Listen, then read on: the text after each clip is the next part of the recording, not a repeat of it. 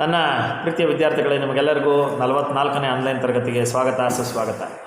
ಕಳೆದ ತರಗತಿಯಲ್ಲಿ ಹಾಮಾನಾಯಕ್ ಅವರ ಒಂದಷ್ಟು ವಿಚಾರಗಳನ್ನ ಚರ್ಚೆ ಮಾಡ್ತಾ ಹೇಗೆ ಕೇಂದ್ರಾಡಳಿತ ಪ್ರದೇಶದಲ್ಲಿ ಕನ್ನಡದ ಒಂದು ಅವನತಿಯ ಪರಿಸ್ಥಿತಿಯನ್ನು ಎದುರಿಸ್ತಾ ಇದ್ವಿ, ಅದ್ರ ಜೊತೆಗೆ ವಿಮಾನ ನಿಲ್ದಾಣದಲ್ಲಾದಂಥ ಒಂದು ಘಟನೆಯನ್ನು, ಜೊತೆಗೆ ಈಗ ಬೇರೆ ಭಾಷೆಯನ್ನು ಹೇರೋದ್ರ ಮೂಲಕ ಪ್ರಾದೇಶಿಕ ಭಾಷೆಗಳಿಗೆ ಆಗ್ತಾ ಇರುವಂಥ ಅವಮಾನವನ್ನು ಒಂದಷ್ಟು ಸಮರ್ಪಕವಾಗಿ ತಮ್ಮದೇ ಶೈಲಿಯಲ್ಲಿ ವಿರೋಧಿಸುವ ಮತ್ತು ಅದಕ್ಕೆ ಸೂಕ್ಷ್ಮ ಉತ್ತರವನ್ನು ಕೊಡುವ ಅಷ್ಟು ಕೆಲಸವನ್ನು ನಮ್ಮ ಲೇಖಕರು ಮಾಡ್ತಾ ಇದ್ದಾರೆ. ಮತ್ತು ಶಿಕ್ಷಣದಲ್ಲಿ ಹೇಗೆಲ್ಲ ಜವಾಬ್ದಾರಿಯುತವಾಗಿ ವರ್ತಿಸಬೇಕಾಗುತ್ತೆ, ತ್ರಿಭಾಷಾ ಸೂತ್ರದ ಮೂಲಕ ಆಯಾ ಭಾಷೆಯನ್ನು ಕಲಿಯುವಂಥ ಜವಾಬ್ದಾರಿಯನ್ನು ಅನ್ಯ ಭಾಷಿಕರಿಗೆ ಹೇಗೆ ಅನಿವಾರ್ಯವಾಗಿ ಕೊಡಬೇಕು, ಯಾಕೆ ಕೊಡಬೇಕು ಅನ್ನುವಂಥ ವಿಚಾರವನ್ನು ಕೂಡ ನಾವು ನೋಡಿದ್ವಿ. ಹಾಗಾದರೆ ಈಗ ಮುಂದಿನ ತರಗತಿಯಲ್ಲಿ ಈಗ ನಮಗೆ ಇಂಗ್ಲೀಷ್ ಮತ್ತು ಹೇಗೆ ಮುಖ್ಯ ಮತ್ತು ಇಂಗ್ಲೀಷ್ ಅಷ್ಟೇ ಜೀವನನ ಅನ್ನುವಂಥ ಪ್ರಶ್ನೆ ಕೂಡ ನಮ್ಮನ್ನು ಕಾಡದೇ ಇರೋದಿಲ್ಲ. ಹಾಗಾದರೆ ಮುಂದಿನ ವಿಚಾರಗಳನ್ನ ಹೇಗೆಲ್ಲ ಚರ್ಚೆ ಮಾಡ್ತಾ ಇದ್ದಾರೆ ನೋಡೋಣ ಬನ್ನಿ. ಇಂಗ್ಲೀಷ್ ನಮಗೆ ಪ್ರಪಂಚಕ್ಕಿರುವ ಕಿಟಕಿ ಎಂಬುದರಲ್ಲಿ ಸಂದೇಹವಿಲ್ಲ. ಹಾಗೆಂದು ಅದನ್ನು ತಲೆ ಮೇಲೆ ಹೇರಿಕೊಳ್ಳಲಾಗುವುದಿಲ್ಲ. ಇಂಗ್ಲೀಷಿನ ದುರ್ದೈವವೆಂದರೆ ಅದರ ನಿಜವಾದ ಸಾರ್ಥಕವಾದ ಬಳಕೆಯಾಗದೆ ಕೇವಲ ಒಂದು ಪ್ರತಿಷ್ಠೆಯ ವಿಷಯವಾಗಿರುವುದು. ಕಾನ್ವೆಂಟ್ಗಳ ಶಿಕ್ಷಣದಲ್ಲಿ ಅದು ಗಿಳಿಪಾಠವಾಗಿ ನಮ್ಮ ಬಾಲಕ ಬಾಲಕಿಯರಲ್ಲಿ ಒಂದು ಕೃತಕ ವ್ಯಕ್ತಿತ್ವವನ್ನು ರೂಪಿಸುತ್ತಿದೆ. ಈ ಬಗೆಯ ಶಿಕ್ಷಣವೇ ಪರಮಶ್ರೇಷ್ಠವೆಂದು ನಮ್ಮಲ್ಲಿ ಅನೇಕರು ಭ್ರಮಿಸಿದ್ದಾರೆ. ಇಂಗ್ಲೀಷ್ ನಮಗೆ ಬೇಕು ನಿಜ, ಆದರೆ ಎಷ್ಟು ಬೇಕು, ಹೇಗೆ ಬೇಕು ಎನ್ನುವುದು ಮಾತ್ರ ಯಾರೂ ಯೋಚಿಸಿಲ್ಲ. ಶಾಲಾ ಶಿಕ್ಷಣದ ಕೊನೆಯಲ್ಲಿ ಎಷ್ಟೊಂದು ಜನ ಶಿಕ್ಷಣವನ್ನು ಮುಂದುವರೆಸದೇ ಹೋಗುತ್ತಾರೆ ಎಂಬುದನ್ನು ಗಮನಿಸಿದರೆ ಇಂಗ್ಲೀಷ್ ಶಿಕ್ಷಣದ ಅಪವ್ಯಯ ನಮಗೆ ತಿಳಿಯುತ್ತದೆ. ನೋಡಿ, ವಾಸ್ತವದಲ್ಲಿ ಭಾರತ ಅಭಿವೃದ್ಧಿ ಹೊಂದುತ್ತಿದೆ ಅನ್ನುವಂಥ ಹೆಸರಿನಲ್ಲಿ ಬ್ರಿಟಿಷರ ಆಕ್ರಮಣಕ್ಕೆ ತುತ್ತಾದ ಅಂದಿನಿಂದಲೂ ಕೂಡ ಇಂಗ್ಲೀಷ್ ಕಲಿಕೆ ಮಾಡ್ತಾ ಇರುವಂಥ ನಾವು ಇತ್ತೀಚೆಗೆ ಜಾಗತಿಕ ವಿದ್ಯಮಾನಗಳಿಗೆ ನಮ್ಮನ್ನು ಒಪ್ಪಿಸ್ಕೋಬೇಕು ಮತ್ತು ಜಾಗತಿಕ ಮಟ್ಟದಲ್ಲಿ ನಮ್ಮ ಒಂದು ಪ್ರಚಾರವನ್ನು, ನಮ್ಮ ಶಕ್ತಿಯನ್ನು ತೋರ್ಪಡಿಸ್ಕೋಬೇಕು, ನಮ್ಮ ಬುದ್ಧಿಮಟ್ಟಕ್ಕೆ ತಕ್ಕಂತೆ ಬೇರೆ ದೇಶಗಳನ್ನ ಅವಲಂಬಿಸಬೇಕು ಅನ್ನುವಂಥ ಯುವಜನಾಂಗದ ಮನಸ್ಥಿತಿಗಳು ಬದಲಾಗಿ ಅದಕ್ಕೆ ತಕ್ಕಂತೆ ತಂದೆ ತಾಯಿಗಳ ಪ್ರೇರಣೆಯೂ ಸಿಕ್ಕಲಾಗಿ ಎಲ್ಲ ಕಡೆ ಇಂಗ್ಲೀಷ್ ಮಯ ಆಗ್ತಾ ಇರುವಂಥದ್ದನ್ನು ನಾವು ನೋಡ್ತಾ ಇದ್ದೀವಿ. ಆಂಗ್ಲ ಮಾಧ್ಯಮಮಯ ಯಾವ ಮಟ್ಟಕ್ಕಾನ ನಮ್ಮನ್ನು ಆವರಿಸ್ಕೊಳ್ತಾ ಇದೆ ಅಂತಂದರೆ, ಮಗು ಎದ್ದಾಗಿನಿಂದ ರಾತ್ರಿ ಮಲಗುವವರೆಗೂ ನಾವು ಕೌಂಟ್ ಮಾಡ್ತೀವಿ ಎಷ್ಟು ಕನ್ನಡ ಪದವನ್ನು ಮಾತನಾಡ್ತೇವೆ, ಎಷ್ಟು ಕನ್ನಡ ಪದವನ್ನು ಮಾತನಾಡ್ತಾ ಇದೆ ಮತ್ತು ಆ ಕನ್ನಡ ಪದಗಳನ್ನ ಕಡಿಮೆ ಮಾಡೋದು ಹೇಗೆ. ಒಟ್ಟಾರೆ ಒಂದು ದಿವಸ ಸಂಪೂರ್ಣವಾಗಿ ಇಂಗ್ಲೀಷ್ ಮಯ ಆಗೋಗ್ಬಿಡ್ಬೇಕು, ಕನ್ನಡ ಪದಗಳೇ ಬರಬಾರ್ದು ಅವ್ರ ಬಾಯಲ್ಲಿ. ಮೊದಲು ನಾವು ಬೆಳಗ್ಗಿಂದ ಸಂಜೆವರೆಗೂ ನಾವು ಎಷ್ಟು ಇಂಗ್ಲೀಷ್ ಪದವನ್ನು ಮಾತನಾಡ್ತೀವಿ ಅಂತ ಕೌಂಟ್ ಮಾಡ್ತಾ ಇದ್ವಿ, ಯಾಕೆ ಕಡಿಮೆ ಪದವನ್ನು ಬಳಸ್ತಾ ಇದ್ವಿ. ಈಗ ಎಷ್ಟು ಕನ್ನಡ ಪದವನ್ನು ಕೌಂಟ್ ಮಾಡ್ತೀವಿ ಅನ್ನೋ ಪರಿಸ್ಥಿತಿ ಇವತ್ತು ಬಂದುಬಿಟ್ಟಿದೆ. ಇದಕ್ಕೆ ಕಾರಣ ಆಂಗ್ಲ ಭಾಷೆ ವ್ಯಾಮೋಹ. ಆದರೆ ಒಂದು ತಿಳ್ಕೊಳ್ಳಿ, ಇಂಗ್ಲೀಷ್ ಯಾವತ್ತೂ ನಮಗೆ ಕಿಟಕಿನೇ ಹೊರತು ಬಾಗಲಲ್ಲ. ನೋಡಿ, ನಮಗೆ ಇಂಗ್ಲೀಷ್ ಪ್ರಪಂಚಕ್ಕಿರುವ ಕಿಟಕಿ ಎಂಬುದರಲ್ಲಿ ಸಂದೇಹವಿಲ್ಲ. ಪ್ರಪಂಚವೆಂಬ ಸುಂದರವಾದ ಜಗತ್ತಿನಲ್ಲಿ ನನ್ನ ಅಸ್ತಿತ್ವವನ್ನು ಕಾಪಾಡಿಕೊಳ್ಳಿಕ್ಕೆ ಮತ್ತು ನನ್ನದೇ ಆದಂಥ ಶಕ್ತಿಶಾಲಿಯಾದ ವಿಚಾರವನ್ನು ಮಂಡಿಸಲಿಕ್ಕೆ ಇಂಗ್ಲೀಷ್ ಒಂದು ಭಾಷೆಯೇ ಹೊರತು ಇಂಗ್ಲೀಷೇ ನನ್ನ ಜಗತ್ತಲ್ಲ. ನೋಡಿ, ಒಂದು ಸುಂದರವಾದಂತಹ ಒಂದು ಕಟ್ಟಡದಲ್ಲಿ 10 ಕಿಟಕಿಗಳಿರ್ತವೆ, ಆದರೆ ವಾಸ್ತವದಲ್ಲಿ ಒಂದನ್ನು ಹೆಬ್ಬಾಗಲು ಅಂತ ಕರಿತೀವಿ. ಆ ಹೆಬ್ಬಾಗಿಲಿಂದಲೇ ಪ್ರವೇಶ ಮಾಡಬೇಕು ಮತ್ತು ಆಚೆಗೆ ಹೋಗಬೇಕು. ಕಿಟಕಿಯಿಂದ ಬಗ್ಗು ನೋಡ್ಬೋದೇ ಹೊರತು ಕಿಟಕಿಯಿಂದ ಓಡಾಡಲಿಕ್ಕೆ ಸಾಧ್ಯ ಇಲ್ಲ. ಅಲ್ಲಿಗೆ ಅರ್ಥ ಮಾಡ್ಕೊಳ್ಳಿ, ಬಾಗಿಲು ಮುಖ್ಯನಾ ಕಿಟಕಿ ಮುಖ್ಯನಾ ಅನ್ನುವಂಥ ವಿಚಾರ ಬಂದಾಗ ನಮಗೆ ಬಾಗಿಲೇ ಮುಖ್ಯ ಆಗುತ್ತೆ. ಆ ಬಾಗಿಲು ಯಾವತ್ತೂ ಕೂಡ ಮಾತೃಭಾಷೆಯಾಗಿರುತ್ತೆ, ಕಿಟಕಿ ಯಾವತ್ತೂ ಕೂಡ ನಮಗೆ ತೋರ್ಪಡಿಕೆಯ ಮತ್ತು ಜಗತ್ತನ್ನು ಪರಿಚಯ ಮಾಡುವಂಥ ಒಂದು ವ್ಯಂಗ್ಯವೇ ಆಗಿರುತ್ತೆ ಅನ್ನುವಂಥದ್ದು. ಹಾಗಾಗಿ ಇಲ್ಲಿ ನಮಗೆ ಇಂಗ್ಲೀಷ್ ನಮಗೆ ಪ್ರಪಂಚಕ್ಕಿರುವ ಕಿಟಕಿ ಎಂಬುದರಲ್ಲಿ ಸಂದೇಹವಿಲ್ಲ. ಹೌದು, ಬೇಕು, ಇಂಗ್ಲೀಷ್ ಬೇಡ ಅಂತ ನಾನು ಹೇಳ್ತಿಲ್ಲ. ಇಂಗ್ಲೀಷಿನ ಭಾಷೆಯ ಶಕ್ತಿಯಿಂದ ನಮ್ಮ ವಿದ್ಯಾರ್ಥಿಗಳು ಅಥವಾ ನಮ್ಮ ಯುವಕರು ಜಗತ್ತಿನ ಎಲ್ಲ ವಿದ್ಯಮಾನಗಳನ್ನ ಅರ್ಥ ಮಾಡಿಕೊಳ್ಳುವ ಮತ್ತು ಜಗತ್ತಿನ ಯಾವುದೇ ದೇಶದಲ್ಲಿ ಸಾಧನೆ ಮಾಡಿ ನಿಲ್ಲಲಿಕ್ಕೆ ಬೇಕಾಗುವ ಸಮೃದ್ಧವಾದ ಜ್ಞಾನ ಪಡೀಲಿಕ್ಕೆ ಇಂಗ್ಲೀಷನ್ನು ನಾವು ಉಪಯೋಗಿಸೋಣ. ಆದರೆ ಹಾಗೆಂದು ಅದು ತಲೆಯ ಮೇಲೆ ಹೇರಿಕೊಳ್ಳಲಾಗುವುದಿಲ್ಲ. ಇದು ವಿಶೇಷ. ಅದನ್ನು ತಲೆ ಮೇಲೆ ಒತ್ಕೊಂಡು ಕೂತ್ಕೊಳ್ಳೋದಿದೆಯಲ್ಲ, ಇಂಗ್ಲೀಷೇ ಸರ್ವಶ್ರೇಷ್ಠ ಅಂತ, ಅಂಥದ್ದೊಂದು ಮೂರ್ಖತನ ಬೇಕಾಗಿಲ್ಲ ಅಂತ. ಯಾಕೆಂದರೆ ನಮಗೆ ಗೊತ್ತಿದೆ ಇಂಗ್ಲೀಷ್ ನಮಗೆ ಉಪಯೋಗಕ್ಕೆ ಬೇಕು ಹೊರತು ಇಂಗ್ಲೀಷೇ ನಮ್ಮ ಬದುಕಿನ ಒಂದು ಭಾಗ ಅಲ್ಲ ಅನ್ನುವಂಥದ್ದು. ಅದನ್ನು ತಲೆ ಮೇಲೆ ಹೇರುವಂಥ ಅಗತ್ಯ ಇಲ್ಲ. ಅಗತ್ಯವಿದ್ದಾಗ ಇಂಗ್ಲೀಷನ್ನು ಬಳಸಿ ಮತ್ತು ಅನಗತ್ಯವಾದಂಥ ಸಂದರ್ಭಗಳೆಲ್ಲ ಬಳಸುವ ಪ್ರತಿಷ್ಠೆಯನ್ನು ಇಟ್ಕೋಬೇಡಿ. ಬದಲಾಗಿ ಮಾತೃಭಾಷೆಯನ್ನು ಪ್ರಧಾನವಾಗಿ ಬಳಸಿ ನಿಮಗೆ ಅಗತ್ಯವಾದಾಗ ಇಂಗ್ಲೀಷನ್ನು ಬಳಸುವಂಥ ಪ್ರಯೋಗ ಮಾಡೋದ್ರಲ್ಲಿ ಯಾವ ಅಪರಾಧವೂ ಇಲ್ಲ. ಇಂಗ್ಲೀಷ್ ಕೂಡ ಜಗತ್ತಿನ ಒಂದು ವಿಶೇಷವಾದ ಭಾಷೆಗಳಲ್ಲಿ ಒಂದು, ಅದರಲ್ಲಿ ಯಾವ ಅನುಮಾನವೂ ಇಲ್ಲ. ಆದರೆ ಇಂಗ್ಲೀಷಿನ ದುರ್ದೈವವೆಂದರೆ, ಇದು ವಿಶೇಷ. ಇಂಗ್ಲೀಷ್ಗೆ ಒಂದು ದುರ್ದೈವ ಏನಪ್ಪ, ಅದರ ನಿಜವಾದ ಸಾರ್ಥಕವಾದ ಬಳಕೆಯಾಗದೆ ಕೇವಲ ಒಂದು ಪ್ರತಿಷ್ಠೆಯ ವಿಷಯವಾಗಿರುವುದು.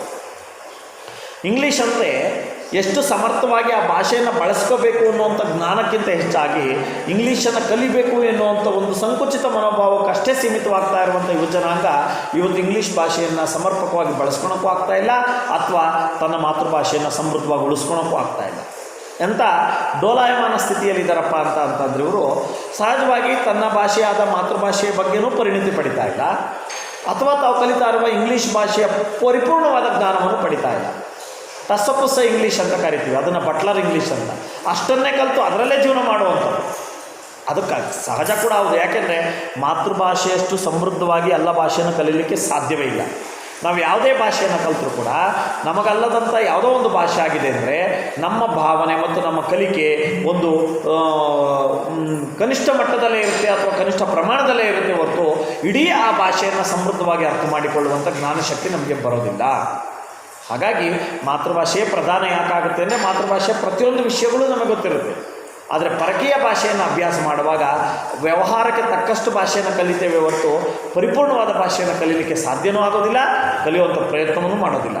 ಹಾಗಾಗಿ ಅದರ ದುರ್ದೈವವೆಂದರೆ, ಇಂಗ್ಲೀಷ್ ಭಾಷೆಯ ದುರ್ದೈವ ಅಂದರೆ ಏನಪ್ಪ ಅಂದರೆ ಅದರ ನಿಜವಾದ ಸಾರ್ಥಕವಾದ ಬಳಕೆಯಾಗದೆ. ಎಸ್, ಇಂಗ್ಲೀಷನ್ನು ಪರಿಪೂರ್ಣವಾಗಿ ಕಲಿತು ಅದರಲ್ಲಿ ಸಾಹಿತ್ಯವನ್ನು ಬರೆಯುವ ಮಟ್ಟಕ್ಕಾನ ಅಭ್ಯಾಸ ಮಾಡಿ ಅಲ್ಲಿನ ಪ್ರತಿಯೊಂದನ್ನು ಗಮನಿಸುವಂಥ ಮತ್ತು ಪ್ರತಿಯೊಂದನ್ನು ಕಲಿಯುವಂತಹ ವ್ಯಕ್ತಿಗಳ ಸಂಖ್ಯೆ ತೀರ ವಿರಳ. ಹಾಗಾಗಿ ಮತ್ತು ಇಂಗ್ಲೀಷ್ ಯಾರು ಕಲಿತಾ ಇದ್ದಾರೆ? ಒಂದು ಕೇವಲ ಪ್ರತಿಷ್ಠೆ, ಐ ನೋ ಇಂಗ್ಲೀಷ್. ಎಷ್ಟು ಗೊತ್ತು? ಕೇವಲ ಒಂದು 4 ಜನ ಜೊತೆ 1-2 ಮಾತಾಡೋವಷ್ಟು ಗೊತ್ತಷ್ಟೇ. ಅದಕ್ಕೆ I know English, no I learning English ಹಾಗೆ ಅನ್ನೋವಂಥ ಒಂದಷ್ಟು ಪದಗಳನ್ನ ನೋಡಿದಾಗ ನನಗೆ ಇಂಗ್ಲೀಷ್ ಬರುತ್ತೆ ಅನ್ನೋ ಅಹಂ ಇದೆಯಲ್ಲ, ಪ್ರತಿಷ್ಠೆ ಇದೆಯಲ್ಲ, ಆ ಸ್ವಪ್ರತಿಷ್ಠೆಗೆ ಇವತ್ತು ನಮ್ಮ ಮುಗ್ಧ ಜನರು ಬಲಿಯಾಗ್ತಾ ಇದ್ದಾರೆ. ಇವತ್ತು ಪಾರ್ಟಿಗಳಿಗೆ ಹೋಗಿ ಎಣ್ಣೆ ಕುಡಿಲಿಲ್ಲ ಅಂತಂದರೆ ನಾನು ಇವತ್ತು ಅಪ್ಡೇಟ್ ಆಗಿಲ್ಲ ಅಂತ. ಹಾಗೆಯೇ ಯಾರೋ 4 ಜನ ಸೇರ್ತಾ ಹಾಯ್ ಬಾಯ್ ಅಂತ ಇಂಗ್ಲೀಷಲ್ಲಿ ಹೇಳಿಲ್ಲ ಅಂದರೆ ಇವನು ಓಬಿರಾಯಿನ ಕಾಲದಲ್ಲಿ ಅವರೇ ಅನ್ನೋವಂಥ ಪರಿಸ್ಥಿತಿ. ಹಾಗಂತ ಇಂಗ್ಲೀಷ್ ಅವ್ರಿಗೆ ಪರಿಪೂರ್ಣವಾಗಿ ಬಂದುಬಿಡುತ್ತೆ ಅಂತಲ್ಲ, ಬರ್ತಾ ಇಲ್ಲ. ಅಷ್ಟೇ ಯಾಕೆ, ಎಷ್ಟೋ ಜನ ಆಂಗ್ಲ ಉಪನ್ಯಾಸಕರಿಗೆ ಸಮರ್ಪಕವಾದ ಮತ್ತು ಸಮೃದ್ಧವಾದಂಥ ಓತಪ್ರೋತವಾದಂಥ ಇಂಗ್ಲೀಷನ್ನು ಮಾತಾಡೋಕ್ಕೆ ಬರ್ತಾ ಇಲ್ಲ. ಇವತ್ತು ಕನ್ನಡದ ಮೇಷ್ಟ್ರುಗಳು ಹೇಗೆ ನಿರರ್ಗಳವಾಗಿ ಮಾತಾಡ್ತಾರೋ ಹಾಗೆ ಇಂಗ್ಲೀಷನ್ನು ಸಮರ್ಪಕವಾಗಿ ಮಾತನಾಡುವಂಥ ಭಾಷೆಯನ್ನಾಗಿ ಬಳಸ್ಕೊಳ್ಳುವಂಥ ಉಪನ್ಯಾಸಕರ ಸಂಖ್ಯೆ ಭಾಳ ಕಡಿಮೆ ಇದೆ. ಅಂದ್ರಂತ ಪರಿಪೂರ್ಣವಾಗಿ ಒಂದು ಭಾಷೆಯನ್ನು ಬಳಸಲಿಕ್ಕೆ ಅವರು ಅಸಮರ್ಥರಾಗಿದ್ದಾರೆ. ಅಂಥ ಅಸಮರ್ಥತೆ ಆ ಭಾಷೆಯನ್ನು ಒಂದು ಮೂಲೆ ಗುಂಪು ಮಾಡ್ತಾ ಇದೆ. ಕೇವಲ ಕಲಿಕೆಯ ಒಂದು ಭಾಗವಾಗಿ ಅಷ್ಟೇ ಭಾಷೆಯನ್ನು ಇಟ್ಕೊತಾ ಇದ್ದೇವೆ ನೋಡಿ. ಹಾಗಾಗಿ ಒಂದು ಪ್ರತಿಷ್ಠೆಯ ವಿಷಯವಾಗಿದೆ. ಕಾನ್ವೆಂಟ್ಗಳ ಶಿಕ್ಷಣದಲ್ಲಿ ಅದು ಗಿಣಿಪಾಠವಾಗಿ, ಇನ್ನು ರೈಮಿಂಗ್ಸ್ ಹೇಳ್ಕೊಡ್ತಾರೆ. Twinkle twinkle little star how I wonder what to are. ಅದೇನೇ ನಮ್ಮ ಮಕ್ಳಿಗೆ ಅದು ಅರ್ಥ ಆಗಿರಲ್ಲ. ಅದೇ ನಮ್ಮದು ನೋಡಿ, 1 2 ಬಾಳೆಲೆ 2 3 4 ಅನ್ನ ಹಾಕು, ಎಷ್ಟು ಸುಂದರವಾಗಿದೆ ಅದನ್ನು ಹೇಳ್ಕೊಡೋದು. ಅದನ್ನು ನಾವು ಹೇಳ್ಕೊಡೋದು ಅರ್ಥ ಆಯ್ತಲ್ಲ. ಯಾಕೆಂದರೆ ನಮ್ಮ ಭಾಷೆಯನ್ನು ಕಲಿಸುವುದು ನಮಗೆ ಅವಮಾನ ಅನ್ನುವಂಥ ಪರಿಸ್ಥಿತಿ. ಅದು ಯಾವುದೋ ಟ್ವಿಂಕಲ್ಲು, ಅದು ಯಾವುದೋ ಲಿಟ್ಲು, ಅದು ಯಾವುದೋ ಸ್ಟಾರು, ಅದ್ರ ಬಗ್ಗೆ ವ್ಯಾಮೋಹ ಜಾಸ್ತಿ ನಮಗೆ. ಆ ಮಗು ಏನು ಮಾಡುತ್ತೆ, ಸುಂದರವಾಗಿ ಕಲಿಯುತ್ತೆ, ಯಾಕೆಂದರೆ ಅದು ಅರ್ಥ ಗೊತ್ತಿಲ್ಲ ಅಂತ. ಅದರ ಅನುಭವಗಳು ನಮ್ಮ ಮನೆಯಲ್ಲೂ ಆಗ್ತವೆ.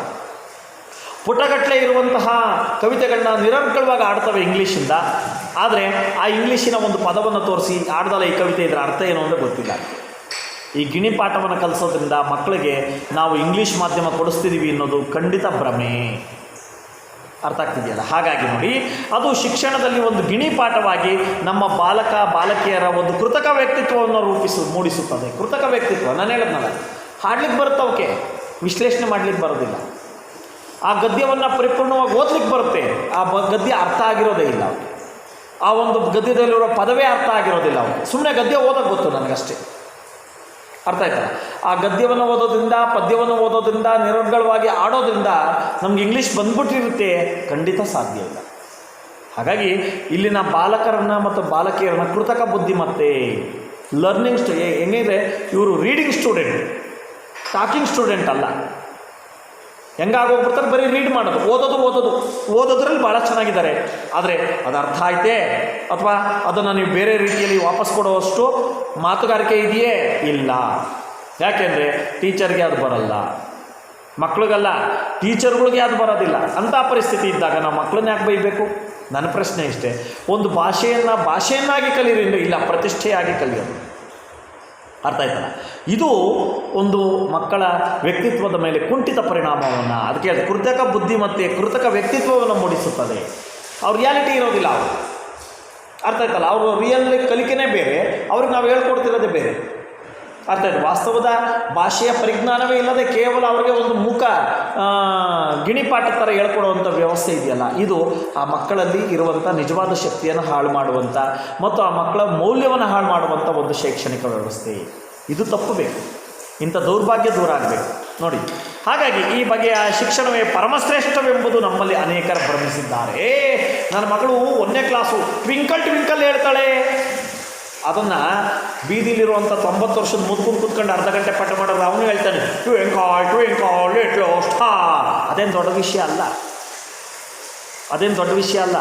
ಟ್ವಿಂಕಲ್ ಅಂದ್ರೇನು, ಲಿಟ್ಲ್ ಸ್ಟಾರ್ ಅಂದ್ರೇನು ಅಂತ ಅರ್ಥ ಮಾಡ್ಕೊಂತಲೇ ಎಲ್ಲವನ್ನೂ ಹೇಳ್ತಾನೆ.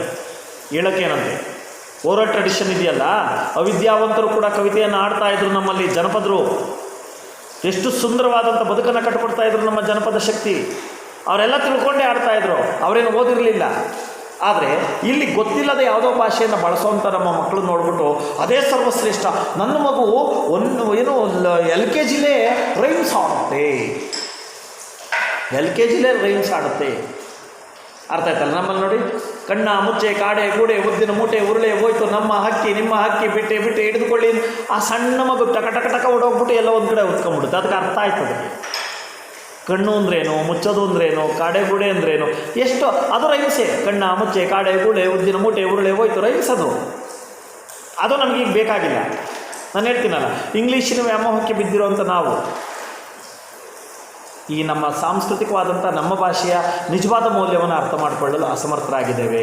ಹಾಗಂತ ಮಾತ್ರಕ್ಕೆ ಭಾಷೆಗೆ ಬೆಲೆ ಇಲ್ಲ ಅಂತ ಅಲ್ಲ, ಭಾಷೆಯನ್ನು ಕಲೀಲಿಕ್ಕೆ ನಮಗೆ ಯೋಗ್ಯತೆ ಇಲ್ಲ ಅಂತ ಅರ್ಥ. ನಮ್ಮನ್ನು ನಾವು ಬೈಕೋಬೇಕು, ಭಾಷೆಯನ್ನು ಬೈಯೋ ಹಾಗೇ ಇಲ್ಲ. ಅಂಥ ಸಮೃದ್ಧವಾದ ಶಕ್ತಿಯನ್ನು ನನ್ನ ಕನ್ನಡ ಭಾಷೆ ಕೊಟ್ಟಿದೆ ನೋಡಿ. ಹಾಗಾಗಿ ನಮ್ಮಲ್ಲಿ ಆ ರೀತಿ ಇಂಗ್ಲೀಷನ್ನು ಕಲ್ತ್ಬಿಟ್ರೆ ಅದೇ ಗ್ರೇಟ್ ಅಂದ್ಕೊಂಡ್ಬಿಟ್ಟಿದ್ದಾರೆ. ವಾಸ್ತವದಲ್ಲಿ ಆ ಕಲಿಕೆಯಲ್ಲಿ ಬಿದ್ದಿರುವಂಥ ಆ ಮಕ್ಕಳು SSLCಯಲ್ಲಿ ಎಷ್ಟು ಅಂಕ ತಾಂಡು ಪಾಸ್ ಆಗ್ತಾರೆ ಅನ್ನೋದನ್ನ ಪ್ರತಿಯೊಬ್ಬ ತಂದೆ ತಾಯಿಗಳು ಯೋಚನೆ ಮಾಡಬೇಕು. ಭಾಳಷ್ಟು ಜನ ಫೇಲ್ ಆಗ್ತಾರೆ. ಇಂಗ್ಲೀಷನ್ನೇ ಕಲಿತು 1ನೇ ಕ್ಲಾಸಿಗೆ ಅಥವಾ LKG UKGಗೆ ಟ್ವಿಂಕಲ್ ಟ್ವಿಂಕಲ್ ಆಡ್ತಾ ಇದ್ದ ಮಗು 10ನೇ ಕ್ಲಾಸಲ್ಲಿ ಫೇಲ್ ಆಗುತ್ತೆ. ಯಾಕೆಂದರೆ ಅದು ಜೀವನ ಪೂರ್ತಿ ಕಲ್ತ್ಕೊಂಬಂದಿದ್ದೇ, ಮತ್ತೇನು ಗೊತ್ತಿಲ್ಲ, ಭಾಷೆಯ ಮೌಲ್ಯ ಗೊತ್ತಿಲ್ಲ, ಭಾಷೆಯ ಅರ್ಥ ಗೊತ್ತಿಲ್ಲ, ಪದಗಳ ಅರ್ಥ ಗೊತ್ತಿಲ್ಲದಂಥ ಆ ಮಗು ಪರೀಕ್ಷೆಯಲ್ಲಿ ಹೇಗೆ ಅರ್ಥ ಮಾಡ್ಕೊಂಡು ಬರಲಿಕ್ಕೆ ಸಾಧ್ಯ? ಹಾಗಾಗಿ ನೋಡಿ, ಇಂಗ್ಲೀಷ್ ನಮಗೆ ಬೇಕು ನಿಜ. ನಾನು ಈಗಲೂ ಕೂಡ ಹೇಳ್ತೀನಿ, ಕನ್ನಡದ ನೆಲೆಯನ್ನು ಬೀರಿ ಆಚೆಗೆ ಹೋಗಿದ ತಕ್ಷಣ ನಮಗೆ ಇಂಗ್ಲೀಷ್ ಹಿಂದಿಯ ಮೌಲ್ಯ ಅರ್ಥ ಆಗುತ್ತೆ.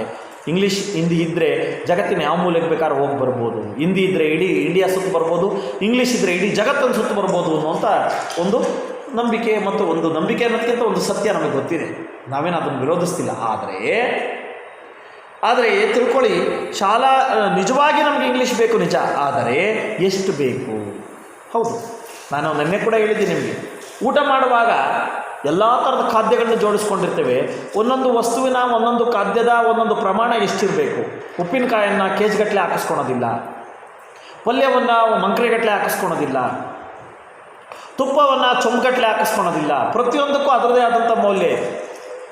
ತುಪ್ಪವನ್ನು 1-2 ಸ್ಪೂನ್ ಹಾಕಿಸ್ಕೋಬೇಕು. 4ನೇ ಸ್ಪೂನ್ ಹೋದರೆ ಲೆಟ್ರಿನ್ ರೂಮಲ್ಲಿ ಫಿಟ್ ಆಗಿಬಿಡ್ತಾರೆ.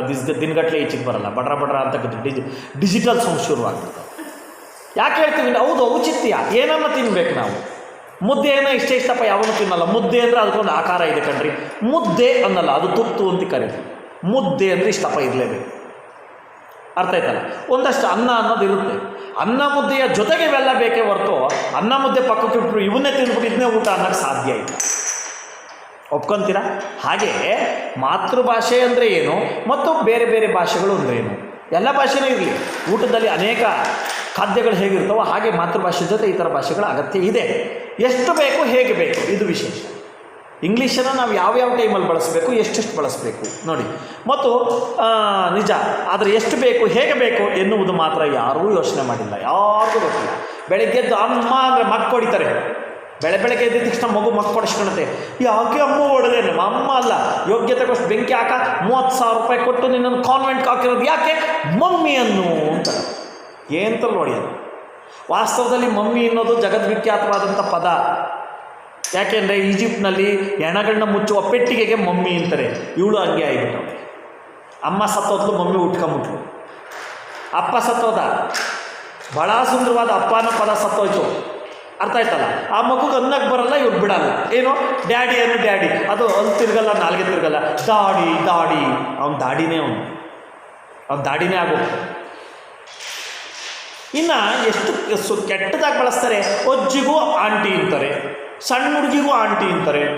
ಯಾವನ್ ಸಿಕ್ಕಿರೋ ಎದುರುಗಡೆ ಅಂಕಲ್ಲು ಅಂಕಲ್ಲು ಅಂಕಲ್ಲು, ಯಾವ ಕಲ್ಲು ಅಂಕಲ್. ನಮ್ಮಲ್ಲಿ ಸಂಬಂಧಗಳಿಗೆ ಎಷ್ಟೊಂದು ವಿಶೇಷವಾದಂಥ ಮಾನ್ಯತೆ ಇದೆ. ಅಜ್ಜಿ ಅಂದರೆ ಯಾರು, ಅತ್ತೆ ಅಂದರೆ ಯಾರು, ಅತ್ತೆಗೂ ಆಂಟಿ ಅಂತಾರೆ, ಅಜ್ಜಿಗೂ ಆಂಟಿ ಅಂತಾರೆ, ಚಿಕ್ಕಮ್ಮಗೂ ಆಂಟಿ ಅಂತಾರೆ, ಪಕ್ಕದ ಮನೆಯೊಳಗೂ ಆಂಟಿ ಅಂತಾರೆ. ಯಾರನ್ನೂ ಬಿಡಲ್ಲ, ಎಲ್ಲರಿಗೂ ಆಂಟಿ ಆಂಟಿ. ನೈಟಿ ಯಾರು ಹಾಕ್ಕೊಂತಾರೆ ಅವರೆಲ್ಲ ಆಂಟಿನೇ, ಅಂಥ ಪರಿಸ್ಥಿತಿ ಬಂದ್ಬಿಟ್ಟಿದೆ. ಅಂದ್ರೆ ಅರ್ಥ ಯಾವ ಭಾಷೆಯನ್ನು ಎಷ್ಟು ಬಳಸಬೇಕು ಅನ್ನೋಂಥ ಯೋಚನೆ ಕೂಡ ನಮಗಿಲ್ಲ. ಹಾಗಾಗಿ ಭಾಷೆ ಅಪಮೌಲ್ಯಕ್ಕೊಳಗಾಗ್ತಾ ಇದೆ. ಶಾಲಾ ಶಿಕ್ಷಣದ ಕೊನೆಯಲ್ಲಿ ಎಷ್ಟೊಂದು ಜನ ಶಿಕ್ಷಣವನ್ನು ಮುಂದುವರೆಸದೆ ಹೋಗುತ್ತಾರೆ ಎಂಬುದನ್ನು ಗಮನಿಸಿದರೆ ನೋಡಿ. ಶಾಲಾ ಶಿಕ್ಷಣದ ಕೊನೆ ಅಂದರೆ 10ನೇ ತರಗತಿ, PUC, ಈ ಟೈಮಲ್ಲಿ ಎಷ್ಟೊಂದು ಜನ ಫೇಲ್ ಯಾಕಾಗ್ತಾ ಇದ್ದಾರೆ ಅಂದರೆ ಅವರಿಗೆ ಗೊತ್ತಿಲ್ಲದ ಭಾಷೆಯಲ್ಲಿ ಶಿಕ್ಷಣ ಕೊಡೋ ಪ್ರಯೋಗ ಮಾಡಿದ್ರಲ್ಲ, ಅದು ಅವ್ರ ಫೇಲ್ಯೂರಿಗೆ ಕಾರಣ. ಅವ್ರಿಗೆ ಗೊತ್ತಿರೋ ಭಾಷೆಯಲ್ಲಿ ನೀವು ಶಿಕ್ಷಣ ಕೊಟ್ಟಿದ್ರೆ ಬಹಳಷ್ಟು ಜನ ಪಾಸ್ ಆಗ್ತಾಯಿದ್ರು. ಇವತ್ತು ಕರ್ನಾಟಕದಲ್ಲಿ ಕನ್ನಡದಲ್ಲಿ ಎಲ್ಲ ಶಿಕ್ಷಣವನ್ನು ಕೊಟ್ಟರೆ ಇವತ್ತು ಕೂಡ ಎಬೋ 80% ರಿಸಲ್ಟ್ ಕೊಡೋಕ್ಕೆ ಸಾಧ್ಯ ಇದೆ, ಓವರಾಲ್ ಸ್ಟೇಟ್ ರಿಸಲ್ಟ್ನ. ನಾವು ಆ ಕೆಲಸ ಮಾಡೋದಿಲ್ಲ. ಇಂಗ್ಲೀಷ್ ಕಲಿ, PCMB ಕಲಿ, ಇಂಗ್ಲೀಷ್ ಮೀಡಿಯಮ್ ಕಲಿ ಅಂತ ಒಂದು ಇಂಗ್ಲೀಷ್ ಮೀಡಿಯಮ್ ಮಕ್ಕಳು ಅಥವಾ ಅರ್ಥ ಆಗದಲ್ಲೇ ಇರೋ PCM ಮಕ್ಕಳು ಅವೆಲ್ಲ ಫೇಲ್ಯೂರ್ ಆಗಿ ಮನೆಯಲ್ಲೇ ಕೂತ್ಕೊಳ್ಳೋಂಥ ಸಾಧ್ಯತೆಯನ್ನು ನೋಡ್ತಾ ಇವತ್ತು 56%, 60%, 62% ಓವರಾಲ್ ಸ್ಟೇಟ್ ರಿಸಲ್ಟ್ ಯಾಕೆ ಬರ್ತಾ ಇದೆ ಅಂದರೆ ಗೊತ್ತಿಲ್ಲದ ಭಾಷೆಯಲ್ಲಿ ಶಿಕ್ಷಣ ತುರುಕ್ತಾ ಇದೆ. ಆ ಮಕ್ಕಳು ತುರ್ಕೋ ಕೆಲಸವನ್ನು ಮಾಡ್ತಾ ಇದ್ದಾರೆ. ಆ ಮಕ್ಕಳು ಏನು ಅರ್ಗಿಸ್ಕೊಂತವೆ. ಅದಕ್ಕೆ ನಮ್ಮ ಮುದ್ದಣ ಒಂದು ಕಡೆ ಹೇಳ್ತಾನೆ, ನೀರಿಳಿಯದ ಗಂಟಲು ಕಡುಬು ತುರುಕಿದಂತೆ. ಎಷ್ಟು ಸುಂದರವಾಗಿದೆ ಮಾತು. ನೀರು ಕುಡಿಯೋಕ್ಕೆ ಆಗ್ದಲೇ ಇರೋನಿಗೆ ಕಡುಬು ತುರುಕ್ತಾವ್ರಂತೆ, ತಿನ್ನು ತಿನ್ನು ತಿನ್ನು ಅಂತ. ಅವ್ನು ಸಾರ್ಥೋಗ್ತಾನೆ ರೀ ಉಸಿರು ಕಟ್ಟಿ. ಫಸ್ಟು ನೀರು ಕುಡಿಯೋ ಶಕ್ತಿ ಇಲ್ಲದವನಿಗೆ ಕಡುಬು ತುರ್ಕೋದುಂಟ. ಹಂಗೆ ನಮ್ಮ ಭಾಷೆಯನ್ನೇ ಅರ್ಥ ಮಾಡಿಕೊಳ್ಳುವ ಅಸಮರ್ಥರಾಗಿರುವ ನಮ್ಮ ಮಕ್ಕಳನ್ನು ಇಂಗ್ಲೀಷಿಗೆ ಮಾರಾಟ ಮಾಡುವ ಅಥವಾ ಹರಾಜಿಕ್ಕದೈತಲ್ಲ, ಎಷ್ಟು ಮಟ್ಟಿಗೆ ಸರಿ. ಹಾಗಾಗಿ ನೋಡಿ, ಎಲ್ಲ ಶಾಲಾ ಶಿಕ್ಷಣದ ಕೊನೆಯಲ್ಲಿ ಎಷ್ಟು ಜನ ಶಿಕ್ಷಣವನ್ನು ಮುಂದುವರಿಸದೆ ಹೋಗುತ್ತಾರೆಂದು ಗಮನಿಸಿದರೆ ಇಂಗ್ಲೀಷ್ ಶಿಕ್ಷಣದ ಅಪವ್ಯಯ ನಮಗೆ ಅರ್ಥವಾಗುತ್ತದೆ. ವೇಸ್ಟ್. ನೀವು ಮಾಡ್ತಿರೋ ಪ್ರಯತ್ನವೇ ವೇಸ್ಟ್. 40%, 30% ವಿದ್ಯಾರ್ಥಿಗಳು SLC PUC ಫೇಲ್ ಆಗಿ ದನ ಕಾಯಕ್ಕೋ ಎಮ್ಮೆ ಕಾಯಕ್ಕೋ ಹೋಗ್ತಾ ಇದ್ದಾರೆ ಅನ್ನೋದಾದರೆ ಅಷ್ಟೂ ಜನರ ಜೀವನವನ್ನು ನೀವು ಹಾಳು ಮಾಡ್ತಾ ಇದ್ದೀರಾ. ಯಾವನೋ ಒಬ್ಬ ಇಂಗ್ಲೀಷ್ ಕಲಿತಾನೆ ಅನ್ನೋ ಒಂದು ಉದ್ದೇಶಕ್ಕೆ ಇತರ ಮುಗ್ಧ ಮಕ್ಕಳ ಮೇಲೆ ಇಂಗ್ಲೀಷನ್ನು ಹೇರೋದಿದೆಯಲ್ಲ, ಅದು ಸ್ವಯಂಕೃತ ಅಪರಾಧ ಮತ್ತು ವ್ಯವಸ್ಥೆಯ ಒಂದು ಅಪಾಯ ಕೂಡ ಹೌದು. ಅರ್ಥ ಆಯ್ತು. ಹಾಗಾಗಿ ಮಾತೃಭಾಷೆಯಲ್ಲಿ ಉನ್ನತ ಶಿಕ್ಷಣವನ್ನು ಕೊಡುವ ಪ್ರಯತ್ನವನ್ನು ಯಾಕೆ ಮಾಡಬಾರ್ದು? ಇವತ್ತು ಆಂಧ್ರ ಆ ಪ್ರಯೋಗದಲ್ಲಿ ಯಶಸ್ವಿಯಾಗಿದೆ, ತಮಿಳುನಾಡು ಇವತ್ತು ಆ ಪ್ರಯೋಗದಲ್ಲಿ ಯಶಸ್ವಿ ಆಗ್ತಾ ಇದೆ. ಕರ್ನಾಟಕದಲ್ಲಿ ಯಾಕಂಥದ್ದೊಂದು ಹೊಸ ವಿನೂತನವಾದಂಥ ಪ್ರಕ್ರಿಯೆ ಆಗಬಾರ್ದು? ಉನ್ನತ ವ್ಯಾಸಂಗವನ್ನು ಕೂಡ ಕನ್ನಡದಲ್ಲೇ ಕೊಡುವಂಥ ಸಾಧ್ಯತೆಯನ್ನು ನಾವು ತಳ್ಳಿ ಹಾಕುವಂತಿಲ್ಲ. ಯಾಕೆ ಆಗಬಾರ್ದು? ಕನ್ನಡ ಒಂದು ಸಂಪತ್ಭರಿತ ಭಾಷೆ ಅಂದರೆ ಪ್ರತಿಯೊಂದನ್ನು ಕನ್ನಡದಲ್ಲಿ ಹೇಳಲಿಕ್ಕೆ ಸಾಧ್ಯ ಇದೆ. ಹೊಸ ಹೊಸ ಹೆಸರನ್ನು ಇಕ್ಲಿಕ್ಕೆ ಇವತ್ತು ಸಾಧ್ಯತೆ ಇದೆ. ಆದರೆ ಆ ಕೆಲಸ ಮಾಡುವ ಇಚ್ಛಾಶಕ್ತಿಯ ಕೊರತೆ ನಮ್ಮಲ್ಲಿ ಎದ್ದು ಕಾಣ್ತಾ ಇದೆ. ಕನ್ನಡಿಗರಿಗೆ ಕನ್ನಡ ಬೇಕಾಗಿಲ್ಲ ಅಂದಮೇಲೆ ಉನ್ನತ ವ್ಯಾಸಂಗದಲ್ಲಿ ಕನ್ನಡ ಬರುತ್ತೆ ಅನ್ನುವಂಥ ನಿರೀಕ್ಷೆ ಇಟ್ಕೊಂಡಿದ್ದೀವಲ್ಲ, ಇದು ಭ್ರಮೆ ಆಗೋಗ್ಬಿಡ್ತಾರೆ. ಕಲಿಸೋ ಜಾಗದಲ್ಲಾದರೂ ಸರಿಯಾಗಿ ಕನ್ನಡ ಕಲಿಸಿ, ಆಗ ನಾವು ನಿಜವಾದ ಕನ್ನಡದ ಕಟ್ಟುವಂಥ ಕೆಲಸದಲ್ಲಿ ಪ್ರಾಮಾಣಿಕವಾಗಿ ದುಡಿತಾ ಇದ್ದೀವಿ ಅನ್ನುವಂಥ ಅರ್ಥ ಸಿಗುತ್ತೆ. ಬನ್ನಿ, ಇಂಗ್ಲೀಷನ್ನು ಭಾಷೆಯನ್ನಾಗಿ ಕಲಿಸಿ ವಿಷಯಗಳನ್ನು ನಮ್ಮ ಭಾಷೆಗಳಿಗೆ ಭಾಷೆಗಳಲ್ಲಿಯೇ ಕಲಿಸಬೇಕು. ಇದು ವಿಶೇಷ. ನೋಡಿ, ಇಂಗ್ಲೀಷನ್ನು ಒಂದು ಭಾಷೆಯನ್ನಾಗಿ ಕಲಿಸ್ಬೇಕು. ಎಸ್, ಇಂಗ್ಲೀಷ್ ಒಂದು ಭಾಷೆ ಇರಲಿ. ನಾನು ಹೇಳಿದೆ ನಿಮಗೆ, ಪರಿಚಯ ಇರಬೇಕು ಇಂಗ್ಲೀಷ್ದು. ಆದರೆ ಆ ಪರಂಪರೆಯೇ ಬೇಡ.